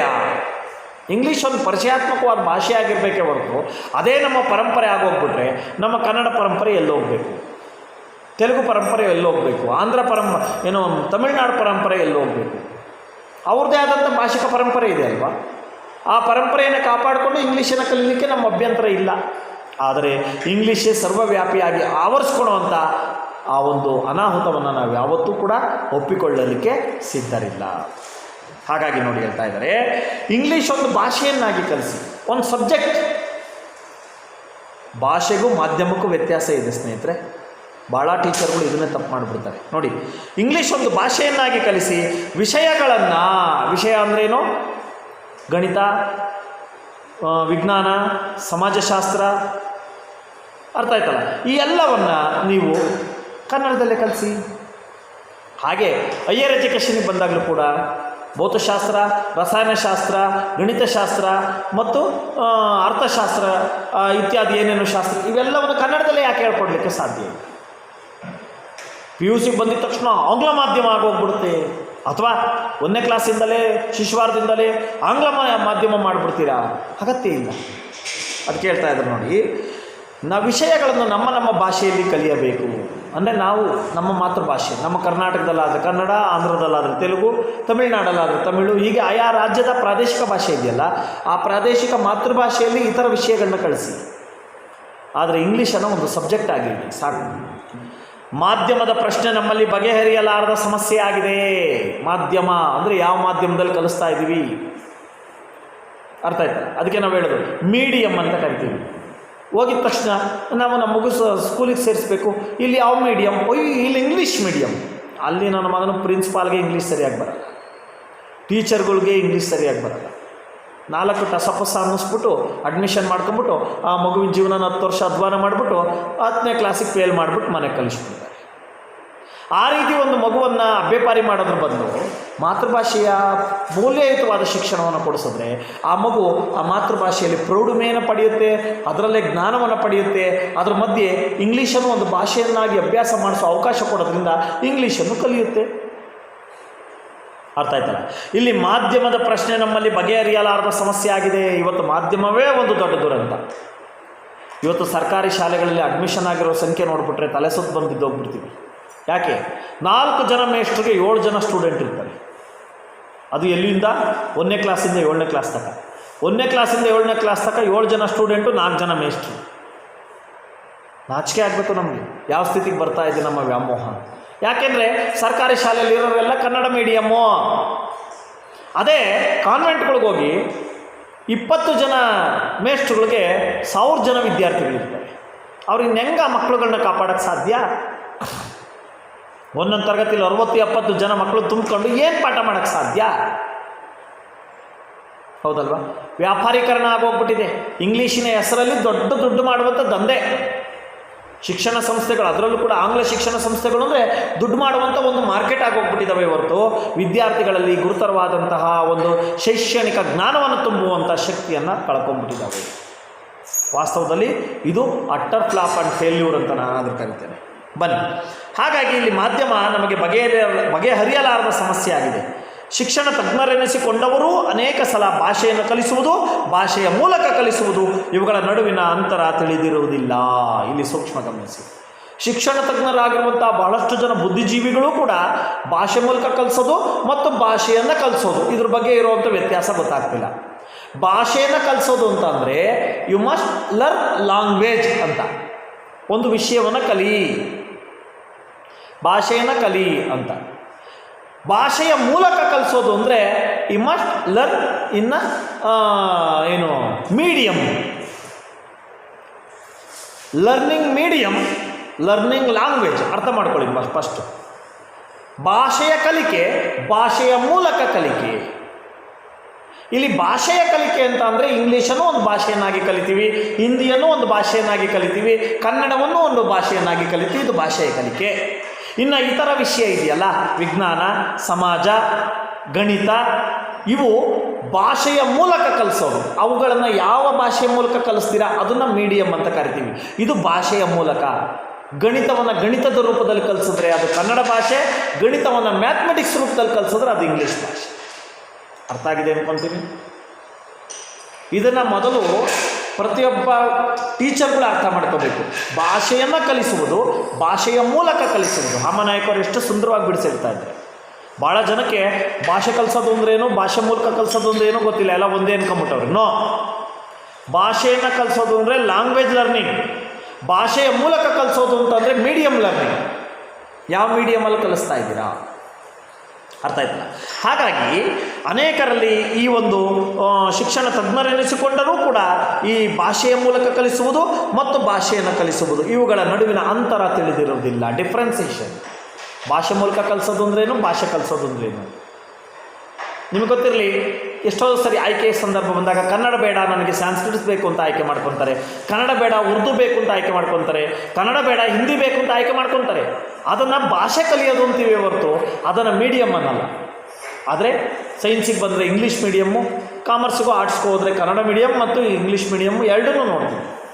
ಮೀಡಿಯಮ್ ಅಂದರೆ ಇತರ ಭಾಷೆಗಳನ್ನು ಕಲಿಯುವ ಭಾಷೆ ಯಾವುದು ಭಾಷೆಯ ಮೂಲಕ ಇತರ ಭಾಷೆ ಅಲ್ಲ, ಇತರ ವಿಷಯಗಳನ್ನು ಯಾವ ಭಾಷೆಯ ಮೂಲಕ ಕಲಿಸ್ತಾ ಇದ್ದೀರಾ, ಇದನ್ನು ಮೀಡಿಯಮ್ ಅಂತೀವಿ.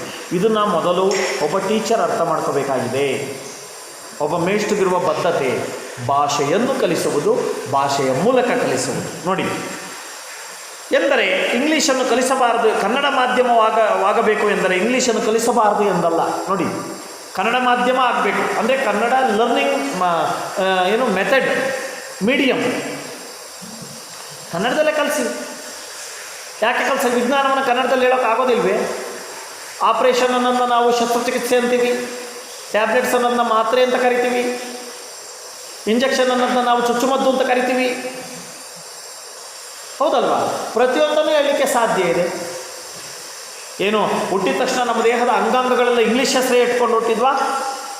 ನಾನು ಐ ಸ್ಪೆಷಲಿಸ್ಟ್ ಅಂತಾನೆ, ಯಾಕೆ ಕಣ್ಣಿನ ತಜ್ಞ ಅಥವಾ ನೇತ್ರ ತಜ್ಞ ಅನ್ನೋಕ್ಕಾಗಲ್ವೇ? ನಾನು ಆರ್ಟ್ ಸ್ಪೆಷಲಿಸ್ಟ್ ಅಂತಾನೆ, ಹೃದಯ ತಜ್ಞ ಅನ್ನೋಕ್ಕಾಗಲ್ವೇ? ಎಲ್ಲ ನಮ್ಮಲ್ಲಿದೆ ಅಲ್ವಾ ಭಾಷೆ. ಅರ್ಥ ಆಗ್ತಿದೆಯಲ್ಲ? ಪ್ಯಾಂಟ್ ಹಾಕ್ಕೊಳ್ಳೋದು ಪಂಚೆ ಉಟ್ಕೊಳ್ಳೋದು ಎರಡು ಒಂದೇ, ಅದರ ಉದ್ದೇಶ ಮಾನ ಮುಚ್ಕೊಳ್ಳೋದು ಅಂತ ಅಷ್ಟೇ. ಯಾವ್ದು ಹಾಕ್ಕೊಂಡ್ರೇನಂತೆ? ಇದ್ರ ವಿಚಾರ ಇಷ್ಟೇ, ಯಾವ ಭಾಷೆಯಲ್ಲಿ ಮಾತನಾಡ್ತಾ ಇದ್ದೀವಿ ಅನ್ನೋದು ಮುಖ್ಯ ಆಗುತ್ತೆ. ನಾವು ಪ್ರಾದೇಶಿಕ ಭಾಷೆಯಲ್ಲಿ ಮಾತಾಡೋದ್ರಿಂದ ಆ ಪ್ರಾದೇಶಿಕ ಭಾಷೆಯನ್ನು ಅನುಸರಿಸ್ತಿರುವಂಥ ಮಗುವಿನ ಮೇಲೆ ಹೆಚ್ಚು ಪರಿಣಾಮಕಾರಿಯಾಗಿ ಜ್ಞಾನವನ್ನು ಸುರಿಲಿಕ್ಕೆ ಸಾಧ್ಯ ಇದೆ. ಅರ್ಥ ಆಗ್ತಿದೆಯಲ್ಲ? ಹಾಗಾಗಿ ಇಲ್ಲಿ ನೋಡಿ, ನಮ್ಮ ಭಾಷೆಯಲ್ಲಿ ಕನ್ನಡ ಮಾಧ್ಯಮವೆಂದರೆ ಇಂಗ್ಲೀಷ್ ಕಲಿಸಬಾರದು ಅಂತ ಅರ್ಥ ಅಲ್ಲ. ಇಂಗ್ಲೀಷನ್ನು ಒಂದು ವಿಷಯವನ್ನಾಗಿಡಿ, ಒಂದು ಲ್ಯಾಂಗ್ವೇಜನ್ನಾಗಿಡಿ, ಆದರೆ ಮಿಕ್ಕ ಎಲ್ಲ ವಿಷಯಗಳನ್ನು ಕನ್ನಡದಲ್ಲಿ ಕಲಿಸಿ ಅಂತ. ನೋಡಿ, ನಮ್ಮ ಭಾಷೆಯಲ್ಲಿ ಓದಿದ್ದೇ ಮೈಗೆ ಹತ್ತುವುದು. ಯಾಕೆ ಅಂತಂದರೆ ನಮ್ಮ ಭಾಷೆಯಲ್ಲಿ ಓದುವಂಥದ್ದು ಅಂತಂದರೆ ಮಾತೃಭಾಷೆಯ ಒಂದು ಪರಿಕಲ್ಪನೆ. ಮಾತೃಭಾಷೆ ಮಕ್ಕಳ ಚಿಕ್ಕ ವಯಸ್ಸಿನಿಂದಲೂ ರೂಢಿಯಲ್ಲಿರೋದ್ರಿಂದ ಆ ಮಕ್ಕಳಿಗೆ ಆ ಭಾಷೆಯನ್ನು ಸಮರ್ಪಕವಾಗಿ ಸರಳವಾಗಿ ಅರ್ಥ ಮಾಡಿಸ್ಬೋದು, ಜ್ಞಾನವನ್ನು ಆ ಭಾಷೆಯಲ್ಲಿ ಸರಳವಾಗಿ ಕೊಡ್ಬೋದು. ಅಂದಮೇಲೆ ಆ ಭಾಷೆಯಲ್ಲಿ ಓದಿದ್ದು ಆ ಮಗು ಹೆಚ್ಚು ಜ್ಞಾನಿಯಾಗುತ್ತೆ, ಆ ಮೂಲಕ ಆ ಮಗುಗೆ ಅದು ಉಪಯೋಗವಾಗುತ್ತೆ. ಅದನ್ನು ಮೈಗತ್ತದು ಅಂತ ಕರಿತೀವಿ. ಅರ್ಥ ಆಯ್ತಲ್ಲ? ನಮ್ಗೆ ಗೊತ್ತಿರುವಂಥದ್ದನ್ನೇ ನಾವು ತಿನ್ನಬೇಕು, ನಮ್ಗೆ ಗೊತ್ತಿರುವಂಥ ರೀತಿಯಲ್ಲೇ ಬದುಕಬೇಕು, ಯಾಕೆಂದರೆ ಅದು ನಮ್ಮದಾಗಿರುತ್ತೆ. ಗೊತ್ತಿಲ್ಲದ ಪಿಜ್ಜಾ ಬರ್ಗರ್ ತಿಂದರೆ ಬೆಳಗ್ಗೆ ಗೆದ್ದರೆ ಡಿಜಿಟಲ್ ಸೌಂಡು, ಯಾಕೋ ಹೊಟ್ಟೆ ನೋವು, ಹೊಟ್ಟೆ ಹಿಡ್ಕೊಂಬಿಟ್ಟೈತೆ, ಯಾಕೆ ಅರ್ಧ ಬೆಂದಿರುತ್ತೆ. ಅರ್ಥ ಆಯ್ತಲ್ಲ? ಅದೇ ನಮ್ಮ ರಾಗಿ ಮುದ್ದೆ ಊಟ ಎಷ್ಟು ತಂಪಿರುತ್ತೆ. ಹೀಗೆ ನೋಡಿ, ನಮ್ಮ ಇಂಗ್ಲೀಷ್ ಕಲಿಸಬಾರದು ಎಂದಲ್ಲ, ನಮ್ಮ ಭಾಷೆಯಲ್ಲಿ ಓದಿದ್ದೇ ಮೈ ಹತ್ತುವುದು, ಆಧುನಿಕ ವಿಜ್ಞಾನವನ್ನು ಕಲಿಸುವುದು ನಮ್ಮ ಭಾಷೆಗಳ ಮೂಲಕ ಸಾಧ್ಯವಾಗುವುದಿಲ್ಲ ಎನ್ನುವುದು ಒಂದು ಮೂಢನಂಬಿಕೆ. ಭಾಳ ಜನ ಹೇಳ್ತಾರೆ, ಸರ್ ನೀವೇನು ಹೇಳ್ಬಿಡ್ತೀರಿ ಸರ್ ಕನ್ನಡ ಅಂತ. ಇವತ್ತು ಏರ್ ಎಜುಕೇಷನಲ್ಲಿ ಕನ್ನಡ ಬಳಸೋಕ್ಕಾಗುತ್ತಾ? ಸ್ಯಾಟಲೈಟ್ ಬಗ್ಗೆ ಅಥವಾ ಫಿಸಿಕ್ಸ್ ಬಗ್ಗೆ, ಕೆಮಿಸ್ಟ್ರಿ ಬಗ್ಗೆ, ಬಯಾಲಜಿ ಬಗ್ಗೆ, ಮ್ಯಾಥಮೆಟಿಕ್ಸ್ ಬಗ್ಗೆ ಕನ್ನಡದಲ್ಲಿ ಹೇಳೋಕ್ಕಾಗುತ್ತಾ ಅನ್ನುವಂಥ ವಾದ ಮಾಡುವಂಥ ಅವಿವೇಕಿಗಳಿಗೆ ನನ್ನೊಂದು ಪ್ರಶ್ನೆ ಇದೆ. ಅದೇ ವಿಷಯವನ್ನು 10ನೇ ಕ್ಲಾಸ್ ತನಕ ಕನ್ನಡದಲ್ಲಿ ಹೇಳಿದ್ದೀವಲ್ವ? ಸರ್ಕಾರಿ ಶಾಲೆಯಲ್ಲಿ ವಿಜ್ಞಾನವನ್ನು ಹೇಳಿದ್ದೀವಲ್ವ? ರಸಾಯನಶಾಸ್ತ್ರ ಹೇಳಿದ್ದೀವಲ್ವ? ಭೌತಶಾಸ್ತ್ರ ಹೇಳಿದ್ದೀವಲ್ವ?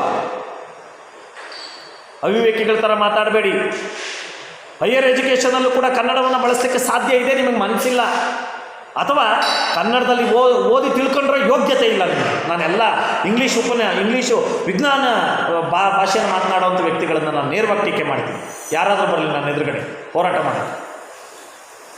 ಯಾಕೆ ಅಂದರೆ ಯೋಚನೆ ಮಾಡಿ, 10ನೇ ತರಗತಿವರೆಗೂ ನಾವು ಸರ್ಕಾರಿ ಶಾಲೆಯಲ್ಲಿ ವಿಜ್ಞಾನವನ್ನು ಬೋಧಿಸ್ತಾ ಇದ್ದೀವಿ ಕನ್ನಡದಲ್ಲಿ ಅನ್ನೋದಾದರೆ, 11, 12ನೇ ತರಗತಿ ಮತ್ತು ಇಂಜಿನಿಯರಿಂಗ್ MBBS ಅಲ್ಲಿ ಯಾಕೆ ಕನ್ನಡ ಬಳಸೋಕ್ಕಾಗಲ್ಲ? ಆ ರೀತಿ ನೀವು ಒಪ್ಕೊಂತೀರ ಅನ್ನೋದಾದರೆ ನೀವು ಖಂಡಿತ ವಿದ್ಯಾವಂತರೇ ಅಲ್ಲ ಅಂತ ನಾನು ವಾದಿಸ್ತೀನಿ. ಹೌದು, ಇಂಗ್ಲೀಷ್ ಬಿಟ್ಟು ಬೇರೆ ಭಾಷೆಯಲ್ಲಿ ಹೇಳೋಕ್ಕಾಗಲ್ಲ ಅಂತೀರ ಅಂದರೆ ನೀವು ಅವಿವೇಕಿಗಳಷ್ಟೇ. ಹಾಗಂತ ಅಂದು ಮಾತ್ರಕ್ಕೆ ನೀವೇ ತಪ್ಪಿತಸ್ಥರು ಅಂತ ನಾನು ವಾದ ಮಾಡ್ತಾ ಇಲ್ಲ. ನಿಮ್ಮ ಎದುರುಗಡೆ ನಿಂತಿರೋ ಸರ್ಕಾರವೂ ಕೂಡ ಇದಕ್ಕೆ ಹೊಣೆ ಆಗುತ್ತೆ. ಯಾಕೆ? ಸರ್ಕಾರವೂ ಕೂಡ ಈ ಕೆಲಸವನ್ನು ಮಾಡ್ತಾ ಇಲ್ಲ. ಮಾಡಿ, ಒಂದು MBBS ಕನ್ನಡ ಇಂಜಿನಿಯರಿಂಗ್ ಕಾಲೇಜ್ ಮಾಡಿ, ಕನ್ನಡ MBBS ಕ್ಲಾಸ್ ಮಾಡಿ. ಯಾಕೆ ಮಾಡೋಕ್ಕಾಗಲ್ಲ? ಪರಿಪೂರ್ಣವಾದಿ ಕನ್ನಡದಲ್ಲಿ ಜ್ಞಾನ ಕೊಟ್ಟರೆ ಇಂಗ್ಲೀಷವರು ತಿರುಗಿ ನೋಡಬೇಕು. ಅಂಥ ಸಾಧನೆಯನ್ನು ಕನ್ನಡ ಮಕ್ಕಳೇ ಮಾಡಿ ತೋರಿಸ್ತವೆ. ನಿಮ್ಗದು ಬೇಕಾಗಿಲ್ಲ, ನಿಮ್ಗದ್ರ ಅಗತ್ಯ ಇಲ್ಲ. ಒಂದು MBBS ಸೀಟ್ಗೆ ಎಷ್ಟು ಲಕ್ಷ ಸಿಗುತ್ತೆ, ಒಂದು ಇಂಜಿನಿಯರಿಂಗ್ ಸೀಟ್ಗೆ ಎಷ್ಟು ಲಕ್ಷ ಸಿಗುತ್ತೆ, ಪ್ರತಿಷ್ಠೆಯ ಸಂಕೇತ ಆಗೋಗ್ಬಿಟ್ಟಿದೆ ನಿಮ್ಗೆ ಇಂಗ್ಲೀಷ್. ಇಂಥ ಅವಿವೇಕಿಗಳು ಕನ್ನಡವನ್ನು ಕಾಪಾಡ್ತಾರಾ? ಕನ್ನಡವನ್ನು ಉಳಿಸ್ತಾರಾ? ಇದು ಹಾಮಾನ ಅವರ ಒಬ್ಬರು ನೋವಲ್ಲ, ನನ್ನಂಥ ಪ್ರತಿಯೊಬ್ಬ ಕನ್ನಡಿಗನ ನೋವು. ಹಾಗಾಗಿ ನೋಡಿ, ಇಂತಹ ಉನ್ನತ ವ್ಯಾಸಂಗವನ್ನು ಇಂಗ್ಲೀಷ್ ಭಾಷೆ ಬಿಟ್ಟು ಬೇರೆದ್ರಲ್ಲಿ ಮಾಡೋಕ್ಕಾಗಲ್ಲ ಅನ್ನೋದನ್ನು ನಾನು ಮೂಢನಂಬಿಕೆ ಅಂತ ಕರಿತೀನಿ. ಯಾಕೆ ನನ್ನಲ್ಲಿ ಸಾಕ್ಷಿ ಕೊಟ್ಟಿದ್ದೀನಿ. 10ನೇ ತರಗತಿವರೆಗೂ ವಿಜ್ಞಾನ ಓದಿರುವಂಥ ವಿದ್ಯಾರ್ಥಿ PUC ಸೈನ್ಸಿಗೆ ಬಂದ ತಕ್ಷಣ ಅವನು ಸೈನ್ಸ್ ಓದ್ಬಿಡ್ತಾನೆ, ವಿಜ್ಞಾನ ಓದೋದೇ ಇಲ್ಲ. ಸರ್ ಏನು ಸರ್ ಹಿಂಗನ್ಬಿಟ್ರಿ? ವಿಜ್ಞಾನ ಸೈನ್ಸು ಎರಡು ಒಂದೇ ಅಲ್ವಾ? ಎರಡು ಒಂದೇ, ಭಾಷೆ ಬದಲಾಗಿದೆ. ಓದಿಸಿ, PUCಯಲ್ಲೂ ವಿಜ್ಞಾನವನ್ನು ಓದಿಸಿ. ಸೈನ್ಸ್ ಬೇಡ ನಮಗೆ, ಭೌತಶಾಸ್ತ್ರ ಬೇಡ ನಮಗೆ, ಫಿಸಿಕ್ಸ್ ಬೇಡ ನಮಗೆ, ಭೌತಶಾಸ್ತ್ರ ಓದಿಸಿ. ಕೆಮಿಸ್ಟ್ರಿ ಬೇಡ ನಮಗೆ, ರಸಾಯನಶಾಸ್ತ್ರ ಓದಿಸಿ. It's must be possible. ಖಂಡಿತ ಇದು ಅವಕಾಶ ಇದೆ, ಇಚ್ಛಾಶಕ್ತಿ ಇರಬೇಕಷ್ಟೇ. ನೋಡಿ, ಇಂತಹ ಮೂಢನಂಬಿಕೆ, ಇದನ್ನು ನಾನು ಖಂಡಿತ ಮೂಢನಂಬಿಕೆ ಅಂತೀನಿ. ಕನ್ನಡದ ಮೂಲಕ ಕಲಿತು ಶ್ರೇಷ್ಠ ವಿಜ್ಞಾನಿ ಆಗಬಹುದು ಎನ್ನುವುದನ್ನು ನಮ್ಮವರೇ ಆದ ಡಾಕ್ಟರ್ CNR ರಾವ್ ಅತ್ಯುತ್ತಮ ಉದಾಹರಣೆಯಾಗಿದ್ದಾರೆ. ಯಾಕೆ? ಕನ್ನಡ ಮಾಧ್ಯಮದಲ್ಲಿ ವಿಜ್ಞಾನವನ್ನು ಕಲಿತು ಜಗತ್ತಿನ ಅತ್ಯಂತ ಸರ್ವಶ್ರೇಷ್ಠ ವಿಜ್ಞಾನಿಗಳಲ್ಲಿ ಒಬ್ಬರಾದಂಥ CNR ರಾವ್ ಕನ್ನಡಿಗರೇ ಅಲ್ವೇ? ಕನ್ನಡದಲ್ಲೇ ಕಲ್ತಿದ್ದಲ್ವೇ? ಸರ್ಕಾರಿ ಶಾಲೆಯಲ್ಲೇ ಕಲ್ತಿದ್ದಲ್ವೇ? ಕನ್ನಡ ಮಾಧ್ಯಮದಲ್ಲೇ ಕಲಿತು ಆಯಪ್ಪ ಅದ್ಭುತವಾದಂಥ ವಿಜ್ಞಾನಿ ಆಗಲಿಲ್ವೇ? ಅವನೇನು ಅಜ್ಞಾನಿ ಆಗ್ಬಿಟ್ನೆ? ಯೋಚನೆ ಮಾಡಿ ಸ್ನೇಹಿತರೆ. ಹಾಗಾಗಿ ನಮ್ಮ ನೆಲಮೂಲ ಭಾಷೆಯಾದಂಥ ಕನ್ನಡವನ್ನು ಅವಜ್ಞೆಗೊಳಗೆ ಮಾಡುವುದನ್ನು ಬಿಟ್ಟು ಕನ್ನಡವನ್ನು ಎಲ್ಲೆಲ್ಲಿ ಉತ್ತಮೀಗೊಳಿಸ್ಬೋದು ಅನ್ನುವಂಥ ಪ್ರಯತ್ನವನ್ನು ಯಾಕೆ ಮಾಡಬಾರ್ದು? ಯೂನಿವರ್ಸಿಟಿ ಮಟ್ಟಕ್ಕೆ ಕನ್ನಡವನ್ನು ಯಾಕೆ ತೆಗೆದುಕೊಂಡು ಹೋಗಬಾರ್ದು? ಇಂಜಿನಿಯರಿಂಗ್ ಅಥವಾ MBBS ಮಟ್ಟಕ್ಕೆ ಯಾಕೆ ನಾವು ಕನ್ನಡವನ್ನು ತೆಗೆದುಕೊಂಡು ಹೋಗಬಾರ್ದು? ಕನ್ನಡದಲ್ಲೇ ಓದಿದಂಥ CNR ರಾವ್ ಜಗತ್ತಿನ ಅತ್ಯಂತ ಸರ್ವಶ್ರೇಷ್ಠ ವಿಜ್ಞಾನಿಗಳಲ್ಲಿ ಒಬ್ಬರಾಗ್ತಾರೆ ಅನ್ನೋದಾದರೆ, ನನ್ನ ಕನ್ನಡದ ಮಕ್ಕಳು ಕೂಡ ಮತ್ತೆ ಕನ್ನಡದಲ್ಲೇ ಓದಿ ವಿಜ್ಞಾನಿಗಳು ಯಾಕೆ ಆಗಬಾರ್ದು? ಆ ರೀತಿ ಕನ್ನಡದಲ್ಲೇ ಓದಿ ಕನ್ನಡದಲ್ಲೇ ಪ್ರಚಂಡ ವಿಜ್ಞಾನಿಗಳು ಪ್ರಚಾರಕ್ಕೆ ಬಂದಿದ್ದೆ ಆದರೆ ಬೇರೆ ಬೇರೆ ದೇಶದಲ್ಲಿರುವಂಥ ಜನ ಬಂದು ಕನ್ನಡವನ್ನು ಅಭ್ಯಾಸ ಮಾಡೋಕ್ಕೆ ಶುರು ಮಾಡ್ತಾರೆ. ಆಗ ಕನ್ನಡ ಇಂಗ್ಲೆಂಡಲ್ಲೂ ಒಂದು ಎಜುಕೇಷನ್ ಸಿಸ್ಟಮ್ ಆಗುತ್ತೆ, ಜರ್ಮನಿಯಲ್ಲೂ ಎಜುಕೇಷನ್ ಸಿಸ್ಟಮ್ ಆಗುತ್ತೆ. ಅಂಥದ್ದನ್ನು ಮಾಡಿ ಅಂದರೆ ಕನ್ನಡಿಗರಿಗೆ ಅದು ಬೇಕಿಲ್ಲ. ಕನ್ನಡಿಗರನ್ನಕ್ಕಿಂತ ದಯವಿಟ್ಟು ಕ್ಷಮಿಸಿ, ಕನ್ನಡ ಭಾಷೆಯ ಬಗ್ಗೆ ಗೌರವ ಇಲ್ಲದಂಥ, ಇಂಗ್ಲೀಷ್ ವ್ಯಾಮೋಹಕ್ಕೆ ತುತ್ತಾಗಿರುವಂಥ, ಅರೆಕಾಲಿಕವಾದಂಥ ಈ ಕಂಗ್ಲೀಷ್ ವ್ಯವಸ್ಥೆಗೆ ಬಿದ್ದಿರುವಂಥ ಈ ಜನಕ್ಕೆ ಬೇಕಿಲ್ಲ. ಬನ್ನಿ, ಹಾಗಾಗಿ ಅವರು ಉತ್ತಮ ಉದಾಹರಣೆಯಾಗಿದ್ದಾರೆ. ಜನರಿಗೆ ಇಂಗ್ಲೀಷಿನ ಮೇಲೆ ಮೋಹ ಬೆಳೆಯಲು ಪ್ರತಿಷ್ಠೆಯೇ ಕಾರಣ. ನಮ್ಗೆ ಇಂಗ್ಲೀಷ್ ಯಾಕೆ ಬೇಕಪ್ಪ ಅಂದರೆ ಸ್ಟ್ಯಾಂಡರ್ಡ್ ಲೈಫ್. ಎದುರುಗಡೆ ಸಿಕ್ಕಿದಾಗ ಶುಭವಿದ್ದೀರೇ, ಆರೋಗ್ಯವೇ, ಕ್ಷೇಮವೇ ಅಂತ ಅಂದರೆ ನಮ್ಮನ್ನು ಮುಖ ನೋಡ್ತಾರೆ. ಇವನೇನೇನೋ ಕೇಳ್ತಾನೆ ಅರ್ಥವಾಗ್ದಿದ್ದಂಗೆ. ಮತ್ತೇನು ಕೇಳಬೇಕು? How are you? I am okay. ಏನ್ರಿ ನಮ್ಮಲ್ಲಿ ಕುಶಲವೇ, ಕ್ಷೇಮವೇ, ಎಷ್ಟು ಸುಂದರವಾಗಿತ್ತು ಪದ. ಅವನ್ನೆಲ್ಲ ಕಿತ್ತೆಸ್ತು ಇಂಗ್ಲೀಷ್ ವ್ಯಾಮೋಹಕ್ಕೆ ತುತ್ತಾಗಿ ಕೆನ್ನೆಗೆ ಮುತ್ತಿಟ್ಕೊಂಡು ತೊಬ್ಬಾಡ್ಕೊಂಡು ಒಳ್ಳೆ ಆದಿಮಾನವನ ಸ್ಟೈಲಲ್ಲಿ ಬದುಕ್ತಾ ಇದ್ದೀರಾ. ಕರೋನಾ ಬಂದಿದೆ, ಈಗ ಅದನ್ನು ಮಾಡೋಂಗಿಲ್ಲ. ಮುತ್ತಿಟ್ರೆ ದಂಡ, ತಬ್ಕೊಂಡ್ರೆ ದಂಡ, ಜೀವನನೇ ದಂಡ ಆಗೋಗುವಂಥ ಅಪಾಯ ಇರುವಾಗ ಆದರೂ ಅರ್ಥ ಮಾಡ್ಕೊಳ್ಳಿ.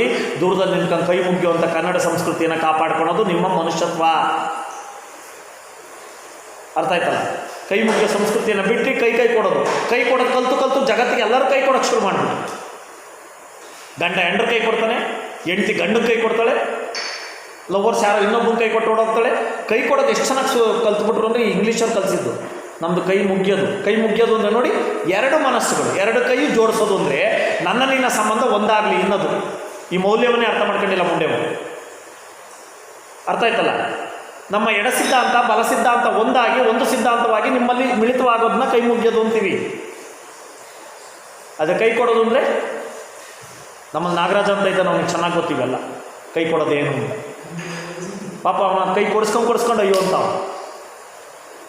ಒಂದು ಅರ್ಥ, ಕೈ ಕೊಡೋದು ಅನ್ನೋದು ನಮ್ಮ ಸಂಪ್ರದಾಯ ಅಲ್ಲ, ಕೈ ಮುಗಿಯುವಂಥದ್ದು ನಮ್ಮ ಸಂಪ್ರದಾಯ.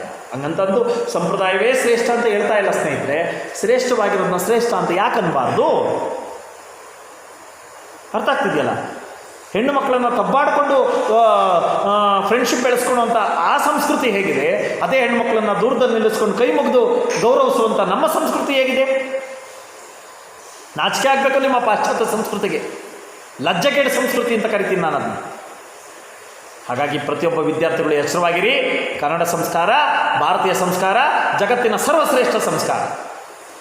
ಅಂಥದ್ರಲ್ಲಿ ಹುಟ್ಟಿದ್ದೀವಿ ಅಂದರೆ ನೀವೆಲ್ಲ ಹೆಮ್ಮೆ ಪಡಬೇಕು, ನಾನು ಹೆಮ್ಮೆ ಪಡಬೇಕು. ಅದು ಬಿಟ್ಬಿಟ್ಟು ಅನ್ಯ ಸಂಪ್ರದಾಯಕ್ಕೆ ನಮ್ಮನ್ನು ಮಾರ್ಕೊಳ್ಳುವಂಥ ಕೆಟ್ಟ ಹುಳುಗಳಾಗೋದು ಬೇಡ. ಅದನ್ನೇ ಹೇಳ್ತಾ ಇದ್ದಾರೆ, ನಮಗೆ ಇಂಗ್ಲೀಷ್ ವ್ಯಾಮೋಹ ಯಾಕಪ್ಪ? ಪ್ರತಿಷ್ಠೆಗೆ, ನಮ್ಮ ಪ್ರತಿಷ್ಠೆಗೋಸ್ಕರ ಇಂಗ್ಲೀಷ್ ಇಟ್ಕೊಂಡಿದ್ದೀವಿ. ಖಂಡಿತ ಅದು ನಮ್ಗೆ ಒಳ್ಳೇದು ಮಾಡ್ತಾ ಇಲ್ಲ. ಅಂಥ ಇಂಗ್ಲೀಷನ್ನು ನಾವು ತಿರಸ್ಕರಿಸೋದು ಬೇಡ. ಎಷ್ಟು ಬೇಕೋ ಅಷ್ಟು ಔಚಿತ್ಯ. ನಾನು ಹೇಳಿದ್ನಲ್ಲ, ಉಪ್ಪಿನಕಾಯಿ ಥರ ಇಂಗ್ಲೀಷ್ ಇರಬೇಕೆ ಹೊರತು ಮುದ್ದೆ ಸಾರು ಆಗಬಾರ್ದು. ಪಲ್ಯದ ಥರ ಇಂಗ್ಲೀಷ್ ಇರಬೇಕೆ ಹೊರತು ಅದೇ ಅನ್ನ ಆಗಬಾರ್ದು. ತುಪ್ಪದ ಥರ ಇಂಗ್ಲೀಷ್ ಇರಬೇಕೆ ಹೊರತು ಅದೇ ಒಬ್ಬಟ್ಟಾಗಬಾರ್ದು. ಅರ್ಥ ಆಯ್ತಲ್ಲ? ಕನ್ನಡವೆಂಬ ಒಬ್ಬಟ್ಟಿಗೆ ಇಂಗ್ಲೀಷ್ ಎಂಬ ತುಪ್ಪ ಸೇರಿದ್ರೆ ರುಚಿಯಾಗಿರುತ್ತೆ. ಅದು ಬಿಟ್ಬಿಟ್ಟು ಇಂಗ್ಲೀಷ್ ಎಂಬ ಒಬ್ಬಟ್ಟಿಗೆ ಕನ್ನಡದ ತುಪ್ಪ ಹಾಕುವಂಥ ಕೆಲಸ ಇದೆಯಲ್ಲ, ಅದಾಗೋದು ಬೇಡ. ಅರ್ಥ ಆಯ್ತಲ್ಲ? ಹಾಗಾಗಿ ಕನ್ನಡದ ನಿಜವಾದ ಕಟ್ಟುವ ಕೆಲಸವನ್ನು ಹಾಮಾನ ಅವರು ಎಷ್ಟು ಪ್ರಾಮಾಣಿಕವಾಗಿ ಇಲ್ಲಿ ವ್ಯಕ್ತಪಡಿಸ್ತಾ ಇದ್ದಾರೆ ಅನ್ನುವಂಥ ಸೂಕ್ಷ್ಮತೆಯನ್ನು ಅರ್ಥ ಮಾಡ್ಕೊಂಡಿದ್ದೀರಾ ಅನ್ಕೊತೀನಿ. ನಿಮ್ಮೆಲ್ಲರಿಗೂ ಕೂಡ ಇವತ್ತಿನ ಆನ್ಲೈನ್ ತರಗತಿಗೆ ವಿದಾಯವನ್ನು ಹೇಳ್ತಾ ಇದ್ದೀನಿ. ಎಲ್ಲರಿಗೂ ಕೂಡ ಗುಡ್ ಬೈ.